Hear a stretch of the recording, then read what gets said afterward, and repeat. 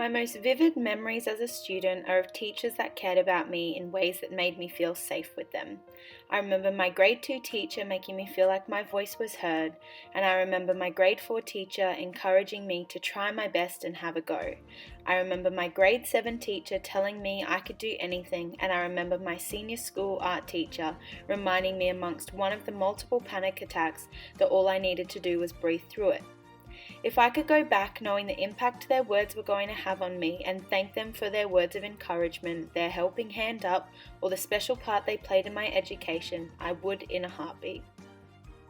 Check the Cambridge Dictionary online and you'll find the phrase on the brink defined as the edge of a cliff or other high area, or the point at which something good or bad will happen, followed by this example. The company was on the brink of collapse. I'm not sure why most uses of the phrase are negative, as in on the brink of giving up, or losing my mind, or going to war, even though it can be used positively. Perhaps it's because deep in the reptilian brain we're afraid of falling from heights or crossing boundaries into the unknown. This quote perfectly explains what it feels like being on the brink of diving into this world of teaching. It harnesses a lot of unfamiliarity, a lack of knowledge, and perhaps suggests that I might not know myself as well as I thought I did. While I'm on the brink of the unknown, I am also very well aware of the adventure and beauty that will be found as my career continues to unfold. Parker Palmer argues that a dominant mode of knowing in education is rooted in fear and creates disconnect between teachers and students. He suggests that perhaps the only way to really know something or someone is to first try to understand it or them by disconnecting our emotions from the thing we want to know. As a pre-service teacher, the importance of self-awareness and emotional maturity is paramount to be able to effectively fly free, as Palmer suggests we have the ability to. Philosopher Paulo Freire believes that education is about transformation. There is little doubt that education has played a crucial role in transforming societies. With both Freire's belief and this quote in mind, the idea of social transformation and working towards change has struck a chord with me and has reminded me of the opportunity we have as educators to go beyond the boundaries of traditional texts to challenge norms and stereotypes that have previously been created and instead represent the individual. To act politically is to shape a society. To act educationally is to shape an individual. Formation of a society and formation of a person are therefore closely related, without being the same. The relationship can be described as an egg or chicken paradox. What come first, the good and proper community or the good and proper citizen?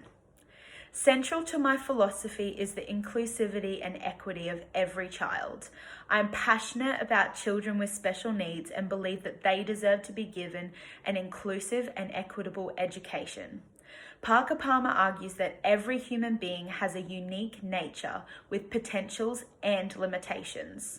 It is my responsibility as an educator to create a classroom that shapes and challenges the norms and stereotypes of our heterogeneous society to embrace all children's diversity. Biological determination is the belief that human behavior is determined by genes, brain size, or other biological attributes.